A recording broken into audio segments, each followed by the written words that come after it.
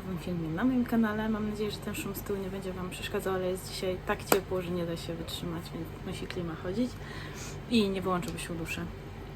Więc tak, przychodzę dzisiaj z filmem z ulubionymi autorami i autorkami. Nie są oni w kolejności jakieś rankingowe, jest ich 10 i nie są to też takie osoby, których książek mnóstwo przeczytałam, natomiast te książki, które przeczytałam, to są takie, przez które albo dzięki którym sięgnęłabym po kolejne ich książki i prace. Zdecydowanie najfajniejszym i tutaj mogę uznać, że to jest mój najbardziej ulubiony autor, bo już przechodzę do rankingu. Jest to Głuchowski. Nie wszystkie książki mam tutaj jego, część mam jeszcze na półce, ale stwierdziłam, że nie będę brała wszystkich, żeby Wam pokazać. Pokazuję te najbardziej ulubione, najulubieńsze. Zdecydowanie Outpost i Future. I tak naprawdę nawet jeżeli zaczęłam czytać od jakby jego książki od metra, to jednak Future książka stworzyła taką atmosferę, dzięki której zakochałam się w tym autorze na maksa i przepadłam w jego książkach. Dość długo ją czytałam, bo jest to dość ciężki temat, natomiast w jego książkach można przepaść. Najczęściej właśnie Głuchowski pisze postapokalipsy, gdzie już świat albo chyli się ku upadkowi, albo odradza się po jakimś ataku nuklearnym, albo po jakiejś wojnie. Chociaż ma też książkę Tekst, która jest zupełnie innym gatunkiem niż dotychczas, bo tam opisuje historię osoby, która jakby przejmuje życie innego bohatera, którego sama zabiła ta osoba, w sensie przez telefon, i SMS-ami tam jego życie próbuje przejąć i chyba mu się udaje, nie do końca wiem, bo nie doczytałam tej książki, więc muszę do niej wrócić zdecydowanie, bo chcę zapoznać się na pewno ze wszystkimi już utworami tego autora, no ale zdecydowanie polecam wszystkim zapoznać się z Future, bo jest to taka fajna postapokalipsa i pióro Głuchowskiego jest lekkie, chociaż temat jest dość ciężki. A mowa tutaj w tej książce o nieśmiertelności i o tym, jak to ludzie pokonali śmierć. W Outpoście jest trochę inna historia, trochę bardziej mroczna. Pierwszy tom nie jest tak mroczny jak drugi. Drugi czytało mi się gorzej, bo jest bardzo mocny. Nie polecam ludziom o słabych nerwach, bo naprawdę dzieją się tam sceny makabryczne.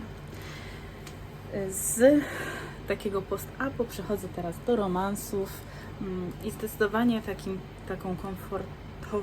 takie komfortowe czytanie mam u Samanthy Young w jej książkach.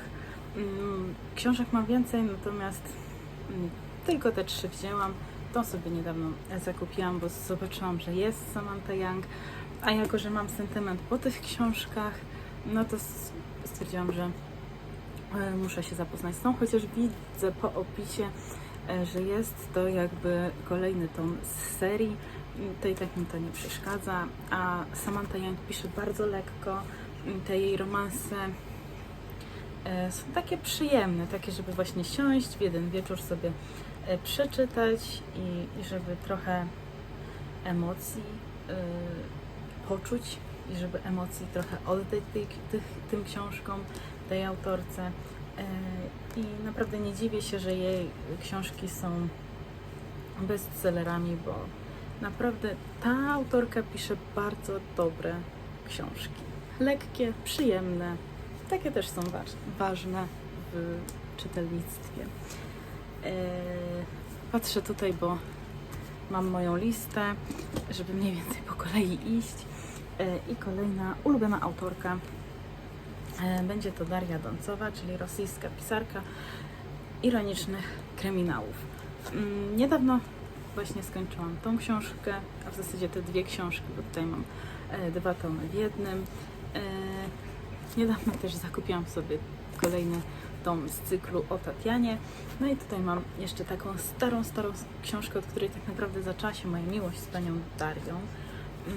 Albo może miłość do pani Darii i do jej pisania. Jest to książka bardzo stara, bo jeszcze stare wydanie, ona przeszła dużo, ale ją w takim stanie przygarnęłam. Natomiast Daria Dącowa pisze takie kryminały, gdzie w zasadzie człowiek sam może odgadnąć to, co się będzie działo dalej. Natomiast nie męczy to tak. Chociaż mnie w ostatnim zmęczyło, bo myślałam, że już doszłam i trochę rozwiązanie było takie z fantastycznych, bo nie wszystkie jakby wskazówki mieliśmy w samym tekście. Niektóre pojawiły się tylko na zakończenie, więc to mi się troszkę nie podobało. Natomiast ogólnie Daria Dącowa pisze takie książki, przy których jeżeli mamy ochotę na lekką książkę, na książkę z takim kryminalnym wątkiem, żeby trochę przeżyć takich emocji, takich i wesołych, i takiego strachu trochę poczuć, to naprawdę ją warto przeczytać i zapoznać się z jej książkami. Niedawno nawet Patrycja z kanału, a w zasadzie z konta na Instagramie Czytanie jest podróżą, powiedziała, że są też wydania po polsku, więc jeżeli ktoś nie zna języka rosyjskiego, no to w sumie może też się zapoznać z tą autorką w języku polskim. Ja jeszcze niestety nie czytałam po polsku, ale chyba niedługo gdzieś się rozejrzę i może znajdę sobie gdzieś takie wydanie. Kolejna ulubiona moja już autorka. Jestem w 1/3 Zatoki Francuza, natomiast moja ukochana autorka i miłość do Rebeki, czyli Daphne du Maurier. Przeczytałam już chyba z 4 książki Daphne, bo moją kuzynkę Rachelę, Ptaki i inne opowiadania, Rebekę, no i jestem, to 3, bo w zasadzie jestem w połowie dopiero Zatoki Francuza, nawet nie w połowie, więc tak naprawdę nie mogę jeszcze powiedzieć, ale klimat tej książki już mi się podoba i zdecydowanie moją ulubioną jest Rebeka. Autorka ta pisze takie dosyć mroczne książki, które można podpiąć trochę pod horror. W zasadzie nie ma tam u niej takiego stricte szczęśliwego zakończenia, jakby ludzie często chcieli właśnie w książkach mieć. Natomiast na podstawie jej opowiadań na przykład powstało dużo filmów Alfreda Hitchcocka, więc można też z tego wywnioskować, jak mroczne są to książki. No i takich, które były kasowym takim filmem Hitchcocka, są właśnie super opowiadaniem Daphne du Maurier, chociaż ona do mnie tak nie przemówiło. Bardziej podobały mi się inne te jej opowiadania. No ale jednak miłość do tej autorki, która pisze pięknie, a raczej pisała, bo już niestety nie żyje, no to jest taka klasyka gatunku horroru.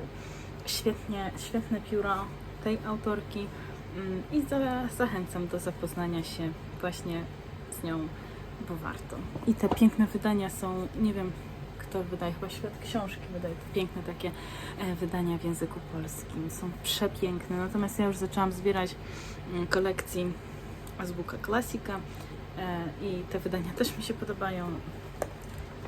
No i nie żal mi, jak na przykład gdzieś zagnę róg, albo tak jak tutaj mam trochę brudno, nie żal, tamtych byłoby mi żal czytać chyba nawet.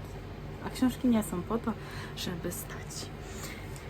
Teraz przechodzę do polskiej już autorki, pani Agnieszki Lingas-Łoniewskiej.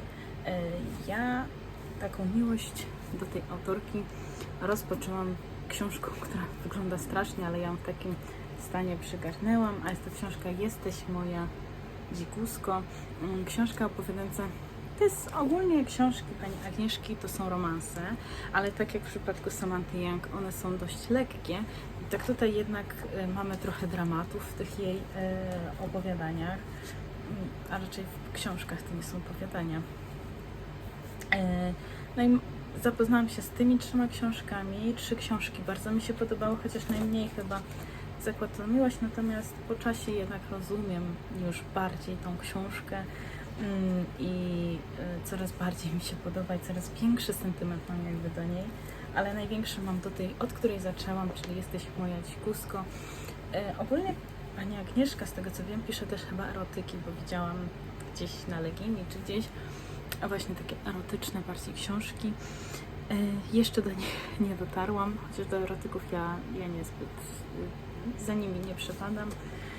Natomiast tutaj właśnie mamy taką lekką książkę, natomiast z takimi momentami dramatu, które są fajnie złączone w jedność i bardzo fajnie czyta się te książki. Przez te książki się płynie, więc dlatego jest to też taka autorka, którą w ciemno bym chciała czytać. Kolejna autorka to jest Madeleine Miller i Kirke, Pieśń o Achillesie i chyba jest Galantea jeszcze. Wszystkie te książki przeczytałam. Najbardziej przypadła mi do gustu Pieśń o Achillesie, tylko że ja mam ją w tym starym wydaniu, czyli Achilles w pułapce przeznaczenia. Kirke nie przypadła mi tak do gustu, natomiast nie jest to zła książka. Myślę, że ja troszeczkę źle ją wzięłam, jakby za nią się wzięłam i myślę teraz, czy nie zrobić jej rereadu, bo może teraz inaczej bym do niej podeszła już po tej pieśni o Achillesie, bo tutaj są wątki z Kirke i w Kirke są też wątki z tej książki. Natomiast Madeleine Miller pisze takie książki, które nawiązują w dużej mierze do mitologii. I ja bardzo lubię takie książki. Takie książki mi się podobają, więc stąd też mój wybór jako najlepsza autorka właśnie Madeleine Miller, bo mam większy jakby zakres jej książek. Nie wiem, czy tak dobrze mówię, ale zdecydowanie łatwiej mi się wypowiedzieć o jej książkach niż na przykład o książki Freya, nawet nie znam autora teraz. Ale o innych książkach, może inaczej, o innych książkach, które nawiązują do mitologii. Tutaj jest ta mitologia i to dzieje się w świecie mitologii, więc bardzo super się to czyta. No i jeżeli kogoś interesuje mitologia, to właśnie Madeleine Miller można czytać, ponieważ Madeleine Miller ukończyła filologię klasyczną i bardzo dobrze zna się na tym właśnie temacie i świetne ma rozeznanie o bogach, tak naprawdę, których my niekoniecznie znamy, a którzy to bogowie właśnie istnieli w mitologiach ogólnie. A u nas w tej mitologii Paradowskiego może są tak lekko wspomniani.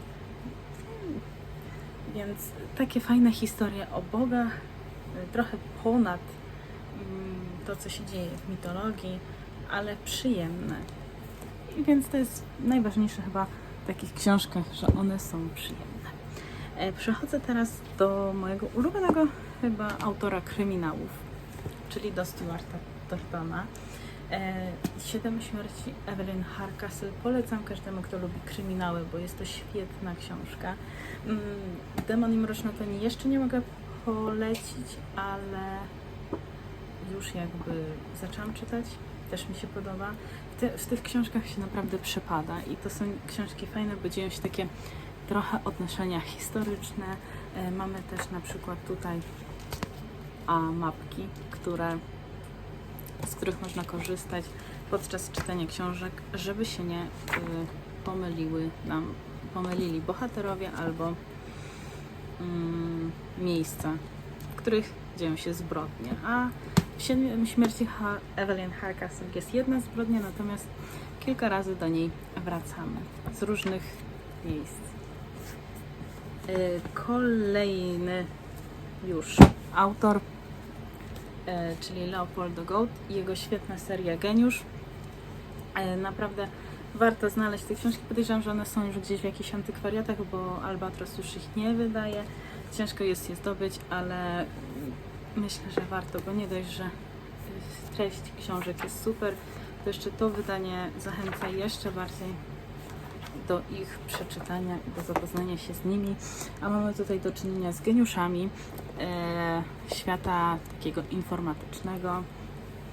I pan Leopoldo Goat chyba zna się na temacie, bo Wszystko jest tutaj świetnie przekazane w tych książkach i bardzo lekko się czyta te książki. Ja pochłonęłam wszystkie chyba w 3 dni, bo naprawdę leci się przez te książki i to pióro jest fajne.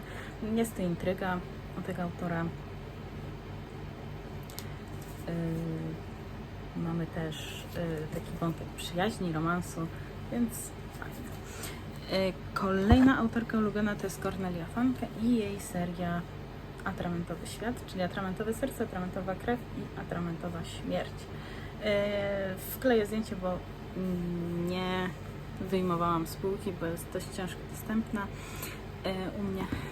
Natomiast świetny świat fantastyczny, gdzie od tak naprawdę dziecka chciałam się przenieść do tego świata.